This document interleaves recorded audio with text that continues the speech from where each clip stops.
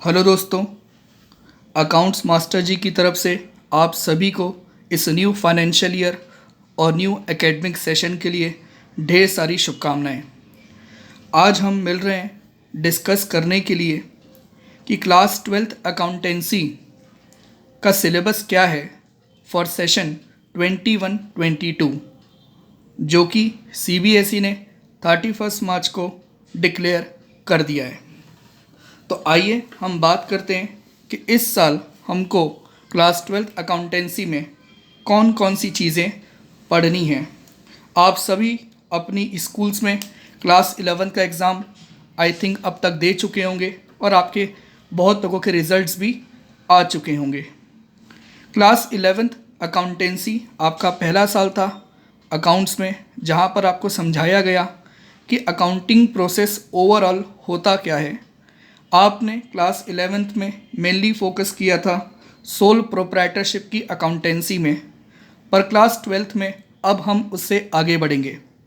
Class 12th में हम बात करेंगे नॉट फॉर प्रॉफिट ऑर्गेनाइजेशंस की, पार्टनरशिप फर्म्स की, कंपनीज़ की।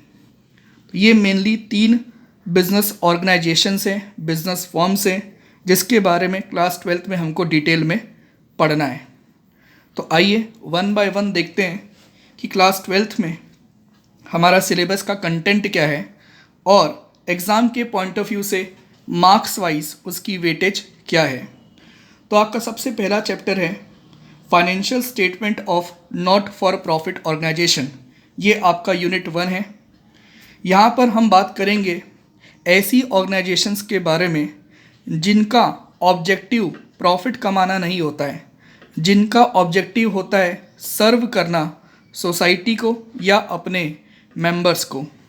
दैट इज़ ये ऑर्गेनाइजेशन प्रॉफिट मोटिव के पॉइंट ऑफ व्यू से फॉर्म तो नहीं होती है, पर एक क्वेश्चन अराइज होता है, इट मीन्स क्या ये ऑर्गेनाइजेशन प्रॉफिट नहीं कमाती होगी? नहीं, ऐसा नहीं है। ये ऑर्गेनाइजेशन भी प्रॉफिट कमाती है, पर ये प्रॉफिट अपने मेंबर्स को डिस्ट्रीब्यूट नहीं करती है, बल्कि अपने उस प्रॉफिट को यूटिलाइज करती है जिस एम के लिए ये फॉर्म हुई थी, जिस ऑब्जेक्टिव के लिए ये फॉर्म हुई थी, उस पर्पस के लिए। तो पहले हमको एनपीओ के बारे में पढ़ना है, इसकी अकाउंटिंग सीखनी है कि क्या इनकी अकाउंटिंग जो प्रॉफिट कंसर्न्स ऑर्गेनाइजेशंस होते हैं, जो हमने क्लास 11th में पढ़ा और क्लास 12th में आगे भी पढ़ेंगे, उनसे डिफरेंट है क्या, और अगर डिफरेंट है तो कौन कौन से अकाउंट्स इनको बनाने पड़ते हैं। तो ये आपका वेटेज रखता है 10 मार्क्स का। तो एक ही चैप्टर है और 10 मार्क्स इसकी वेटेज है। फिर हम यूनिट 2 में आते हैं, जो कि है accounting for partnership firm. Class 11th में हमने सोल प्रोप्राइटर के बारे में जाना, जहाँ पर एक ही पर्सन बिजनेस का ओनर भी है, एम्प्लॉय भी है, सारा रिस्क उसी का, सारा रिटर्न उसी का। पर 12th में हम सीखेंगे पार्टनरशिप फर्म के बारे में। सिंपली कम से कम जब 2 लोग मिलकर या उससे ज़्यादा कोई बिजनेस कैरी करते हैं, साथ में कैपिटल इंट्रोड्यूस करते हैं, प्रॉफिट लॉस साथ में शेयर करते हैं, तो वो आपकी पार्टनरशिप फर्म्स कहलाती है। पार्टनरशिप फर्म की अकाउंटिंग क्लास 12th में बहुत ज़्यादा इम्पॉर्टेंट है और बहुत ज़्यादा मार्क्स वाइज इसकी वेटेज भी है। 30 मार्क्स का आपका टोटल पार्टनरशिप फर्म आता है आपके फाइनल एग्ज़ाम्स में। पार्टनरशिप फर्म आपके इस पूरे सिलेबस का सबसे बड़ा चैप्टर भी है, पर सबसे इजी भी। अगर आप कंसेप्ट पर फोकस करेंगे फ्रॉम लेक्चर 1, तो आप नोटिस करेंगे ये सारे चैप्टर्स जो इसके अंदर में हमको पढ़ने हैं वो एक फ़्लो में चलेंगे। जैसे कि पहले हम फंडामेंटल्स चैप्टर पढ़ेंगे। यहाँ पर हम सीखेंगे कि पार्टनरशिप फर्म की अकाउंटिंग कैसे की जाती है। बहुत सारे कुछ एक्सक्लूसिव इश्यूज़ होते हैं जो पार्टनरशिप फर्म में ही होते हैं, उनके बारे में हम समझेंगे, like interest on capital, interest on drawing, guarantee of profit etcetera. Next chapter में हम पार्टनरशिप के अंदर में ही गुडविल और उसकी वैल्यूएशन सीखेंगे कि गुडविल कैसे वैल्यू की जाती है, कौन कौन से डिफरेंट मेथड हैं गुडविल को वैल्यू करने के। नेक्स्ट चैप्टर में हम सीखेंगे कि अगर PSR profit sharing ratio between partners change होता है तो उसका इम्पैक्ट क्या आएगा और कौन कौन सी चीज़ें हमको यहाँ पर कैलकुलेट करनी पड़ेंगी। उसके बाद हम पढ़ते हैं एडमिशन ऑफ पार्टनर। अभी suppose partner A and B है, कोई नया पार्टनर आता है, नया पार्टनर आएगा, फिर से आपका PSR चेंज होगा, कुछ पुराने प्रॉफिट्स होंगे जो नए पार्टनर के आने से पहले इस पार्टनरशिप फर्म ने अर्न करे होंगे, उन प्रॉफिट्स का क्या होगा, ये सब बातें हम डिस्कस करेंगे एडमिशन ऑफ पार्टनर में। फिर हम बात करेंगे रिटायरमेंट ऑफ पार्टनर की, दैट इज़ ABC 3 पार्टनर हैं, पर अब C पार्टनरशिप फर्म से रिटायर होता है। तो जब वो रिटायर होगा तो डेफिनेटली वो अपना कैपिटल बिजनेस से वापस लेकर जाएगा, बिजनेस को कुछ अमाउंट उसको पे करना पड़ भी सकता है और रिटायरिंग पार्टनर को भी फर्म को कुछ अमाउंट पे करना पड़ सकता है, तो उसकी कैलकुलेशंस हम सीखेंगे। फिर नेक्स्ट चैप्टर होगा हमारा डेथ ऑफ पार्टनर। किसी पार्टनर की डेथ हो जाती है तब क्या अकाउंटिंग इन्वॉल्व होती है वो हम सीखेंगे। कहीं ना कहीं डेथ ऑफ पार्टनर और रिटायरमेंट ऑफ पार्टनर की अकाउंटिंग मैच करती है। और आखिरी चैप्टर आपकी पार्टनरशिप फर्म में रहेगा dissolution of partnership firm, that is जब पार्टनरशिप फर्म आपकी बंद हो जाती है, दैट इज़ आपको अपने सारे बुक्स ऑफ अकाउंट क्लोज करने पड़ेंगे, सारे एसेट्स आप रियलाइज़ करेंगे, लाइबिलिटीज़ को पे ऑफ करेंगे, जो पैसा बच जाएगा पार्टनर्स को बांट देंगे, पैसा कम पड़ेगा तो पार्टनर से हम मंगवा लेंगे।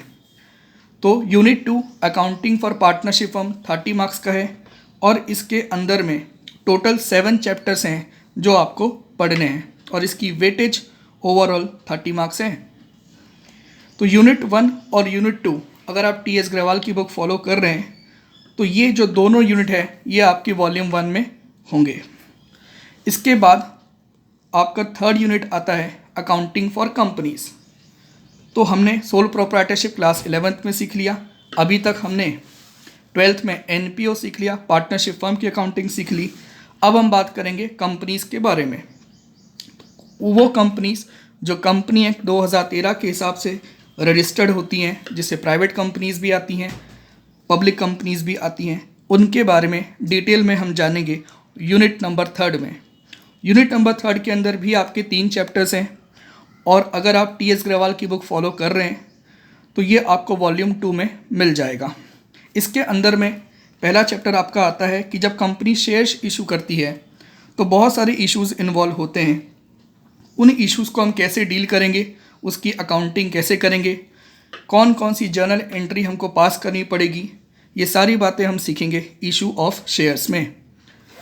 सिमिलरली कंपनी डिबेंचर्स भी इशू करती है, अगर कंपनी को पैसों की नीड होती है तो ये एक डेब्ट डॉक्यूमेंट है, तो इसकी भी अकाउंटिंग जो है हम सीखेंगे इशू ऑफ डिबेंचर में। और अकाउंटिंग फॉर कंपनीज यूनिट का आखिरी चैप्टर है रिडेम्पशन ऑफ डिबेंचर्स। यहाँ पर हम सीखेंगे जो कंपनी ने डिबेंचर्स इशू किए थे, जब उसको वापस पैसे लौटाती है कंपनी डिबेंचर्स होल्डर्स को, तो कौन कौन से मेथड होते हैं, कौन कौन से इश्यूज इन्वॉल्व होते हैं रिडेम्पशन ऑफ डिबेंचर्स में। तो यूनिट नंबर 3 के अंदर आपके 3 चैप्टर्स हैं। कंपनीज के बारे में हमारा यहाँ पर फोकस है, शेयर्स डिबेंचर्स के बारे में हमने सीखा और टोटल वेटेज इसकी 20 मार्क्स हैं। फिर आते हैं यूनिट नंबर 4 में, जहाँ पर हम सीखते हैं फाइनेंशियल स्टेटमेंट का एनालिसिस। यूनिट नंबर 4 का वेटेज आपका 12 मार्क्स का है और इसके अंदर में आपके 4 चैप्टर आते हैं। पहला आता है financial statement of companies, that is class 11th में हमने सीखा कि किस तरह से सोल प्रोप्राइटरशिप के फाइनल अकाउंट्स बनाए जाते हैं। इस चैप्टर में हम सीखेंगे कि किस प्रकार से कंपनीज के फाइनल अकाउंट्स बनाए जाते हैं, कौन सा प्रोफार्मा यूज़ होता है, कैसे शेड्यूल 3 फॉलो किया जाता है। ये सारी बातें जो हैं हम सीखेंगे चैप्टर नंबर 1 में, financial statement of companies, that is final accounts of companies. Next chapter है आपका फाइनेंशियल स्टेटमेंट एनालिसिस। यही आपका एक ऐसा चैप्टर है जो थ्योरी वाला चैप्टर है। यहाँ पर आपको सिखाया जाएगा कि कैसे एक कंपनी अपने फाइनल अकाउंट का एनालिसिस करती है, अपने ही पुराने फिगर्स से या फिर मार्केट में अपने ही किसी मिलते जुलते कॉम्पिटिटर से। तो बहुत सारे तरीके होते हैं एनालिसिस करने के, वो हम सीखेंगे आपके इस चैप्टर में। नेक्स्ट चैप्टर है कंपैरेटिव एंड कॉमन साइज। तो ये भी एक तरीका है फाइनेंशियल स्टेटमेंट एनालिसिस करने का, जहाँ पर कंपनी क्या करती है, कंपेयर करती है अपने फाइनेंशियल्स को दूसरी कंपनी से या अपने ही फाइनेंशियल को लास्ट ईयर के अपने फिगर से। और कॉमन साइज स्टेटमेंट में कंपनी एक कॉमन बेस लेकर अपने सारे कंपोनेंट को जो statement of PL and balance sheet में आते हैं उसको एनालाइज करती है। और आखिरी चैप्टर है आपका इसमें अकाउंटिंग रेशियोज़। यहाँ पर हम सीखते हैं कि हमने कंपनीज के बारे में शेयर्स, डिबेंचर्स, रिडेम्पशंस ऑफ डिबेंचर्स ये सब पढ़ लिया, उसका फाइनल अकाउंट्स बनाना सीख गए। अब जो फिगर्स आते हैं फाइनल अकाउंट्स में, लाइक आपका ग्रॉस प्रॉफिट आता है, नेट प्रॉफिट आता है, करेंट एसेट्स आते हैं, करेंट लायबिलिटीज़ आती हैं, ये डिफरेंट अकाउंटिंग वेरिएबल्स हैं। हम इन वेरिएबल्स को कंपेयर करते हैं रेशियोज़ निकाल कर, और वो हम पढ़ते हैं अकाउंटिंग रेशियोज़ में। टोटल इसके अंदर में हमको 15 रेशियोज़ पढ़ने हैं जो 4 मेजर कैटेगरीज़ में डिवाइड हैं। तो अगर आप टी एस ग्रेवाल की बुक फॉलो कर रहे हैं तो unit number 4 and unit number 5 आपका वॉल्यूम नंबर 3 में गिवन होगा। तो यूनिट नंबर 4 के अंदर में आपके 4 चैप्टर थे जिसकी टोटल वेटेज 12 मार्क्स की है। उसके बाद आपका आखिरी चैप्टर आता है cash flow statement, CFS simply कहें तो एक कैश अकाउंट है, पर इसको बनाने का तरीका कंपनीज़ के लिए अलग से प्रिस्क्राइब्ड है, जो कि अकाउंटिंग स्टैंडर्ड 3 के हिसाब से ये प्रिपेयर किया जाता है। यहाँ पर हम सीखते हैं कि कंपनी का साल भर में कितना कैश इनफ्लो और आउटफ्लो हुआ है अंडर डिफरेंट कैटेगरीज और major head, like operating activity से कितना कैश इनफ्लो आउटफ्लो आया, फाइनेंसिंग एक्टिविटी से कितना इनफ्लो आउटफ्लो आया कैश का, और इन्वेस्टिंग एक्टिविटी से कितना इनफ्लो आउटफ्लो आया कैश का। तो ये CFS है, ये आपका यूनिट नंबर 5 है, और इटसेल्फ इसकी वेटेज कितनी है 8 मार्क्स, 8 मार्क्स की इसकी वेटेज है। तो यूनिट 4 और 5 को आप मर्ज करते हैं तो 20 मार्क्स की इसकी भी वेटेज हो जाती है, और ये टी एस ग्रेवाल के बुक नंबर 3 में आपको गिवन होगा। इसी के साथ आप देखेंगे कि आपके 5 यूनिट फिनिश होने के साथ साथ आपका टोटल जो मार्क्स का वेटेज हुआ वो 80 मार्क्स का हो गया, और यही आपका CBSE फाइनल एग्ज़ाम में आपसे टेस्ट किया जाएगा। 80 मार्क्स का आपका क्वेश्चन पेपर होगा। ऑल्दो बाद में जब उसमें कुछ ऑप्शंस जुड़ जाते हैं तो वो पेपर ज़्यादा नंबर का हो जाता है, पर 80 मार्क्स का टोटल आपसे पूछा जाएगा। इसके अलावा क्लास 12th में आपको प्रोजेक्ट का भी काम करना है, जैसे क्लास 11th में आपने कॉम्प्रिहेंसिव प्रोजेक्ट बनाया था। और इस बार भी आपके लिए एक खुशखबरी है कि इस सेशन के लिए भी आपको only and only 1 specific project बनाना है, और ये जो पूरा प्रोजेक्ट वर्क है ये आपका 20 मार्क्स का है। तो अब हम कह सकते हैं कि हमारा 100 मार्क्स का सिलेबस कवर हो गया। NPO से ये चालू हुआ था 10 मार्क्स का, देन पार्टनरशिप फर्म 30 मार्क्स का, accounting for companies 20 marks, financial statement analysis 12 marks, CFS 8 marks and project work आपका 20 मार्क्स। तो 100 मार्क्स का ये आपका अकाउंटेंसी का सिलेबस हो गया है सेशन 21-22 के लिए। कुछ और बातें जो हमको जाननी चाहिए, ये जो आपका यूनिट 4 और 5 है, इसके बदले स्टूडेंट चाहे तो अपने फाइनल पेपर के लिए कंप्यूटराइज अकाउंटिंग सब्जेक्ट ऑप्ट कर सकता है। किस यूनिट के बदले? यूनिट 4 और 5 के बदले, that is analysis of financial statement और CFS ना पढ़ते हुए वो कंप्यूटराइज अकाउंटिंग पढ़ सकता है। इसके लिए जो उसकी बुक है वो आपको CBSE के वेबसाइट में मिल जाएगी। पर मोस्टली जो हमें ऐसा नहीं करते हैं, हम यही कोशिश करते हैं कि हम यूनिट 4 और 5 पढ़ें, क्योंकि जो आपका प्रोजेक्ट वर्क है 20 मार्क्स, ये भी इसी पर बेस्ड होता है आपके यूनिट 4 और यूनिट 5 के बेस पे। तो अगर आप यूनिट 4 और 5 नहीं पढ़ते हैं, फिर भी प्रोजेक्ट वर्क के लिए तो आपको यूनिट 4 एंड 5 पढ़ना पड़ेगा, समझना पड़ेगा। तो जब प्रोजेक्ट वर्क के लिए यूनिट 4 और 5 पढ़ना ही है तो बेटर है हम यही ऑप्ट करें फाइनल एग्ज़ाम के पेपर में, इसी को हम अटेम्प्ट करें। जो आपका क्वेश्चन पेपर आएगा उसमें आपको ऑप्शन देगा कि यूनिट 4 और 5 जो टुगेदर 20 मार्क्स का है, इसके बदले आप कंप्यूटराइज अकाउंटिंग ऑप्ट कर सकते हैं सॉल्यूशन करने के लिए। तो ये आपका पहला नोट था। दूसरा है प्रोजेक्ट वर्क जो आपका टोटल 20 मार्क्स का है। 12th में इसके लिए बाइफरकेशन क्या है, तो आप जो स्पेसिफिक प्रोजेक्ट की फ़ाइल बनाएंगे उसके लिए 4 मार्क्स अलॉटेड हैं। इसके अलावा 12 नंबर का आपका 1 घंटे का रिटन टेस्ट होगा जिस दिन आपकी स्कूल में एक्सटर्नल आएगा।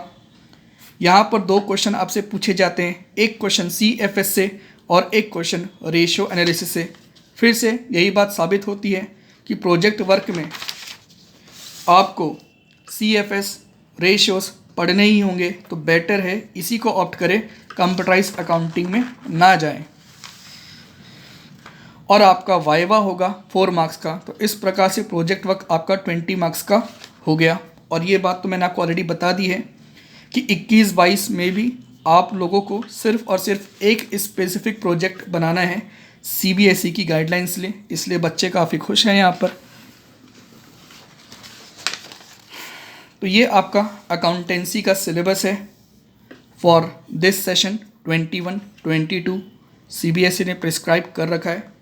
कुछ क्वेश्चंस आपके हो सकते हैं कि like sir last year 30% reduction था, क्या इस साल भी ऐसा कुछ रिडक्शन है? टिल नाउ CBSE ने ऐसा कुछ नहीं कहा है और हम भी पॉजिटिव होप करते हैं, पॉजिटिवली सोचते हैं कि ये जो वायरस है ये जल्द से जल्द ख़त्म हो और आपकी पढ़ाई अफेक्ट ना हो और CBSE आपसे 100% सिलेबस ही पूछे, क्योंकि आपको भी नॉलेज 100% मिलने का राइट होना चाहिए। ठीक है, तो अगर आपको और कुछ भी डाउट है तो आप कमेंट में पूछ सकते हैं। मैं इसका PDF आपके साथ डिस्क्रिप्शन में शेयर कर दूंगा, आप वहां से डाउनलोड कर सकते हैं। तो मिलते हैं अगली वीडियो में, तब तक के लिए बाय, टेक केयर, अपना ध्यान रखें और अपनी फैमिली का ध्यान रखें।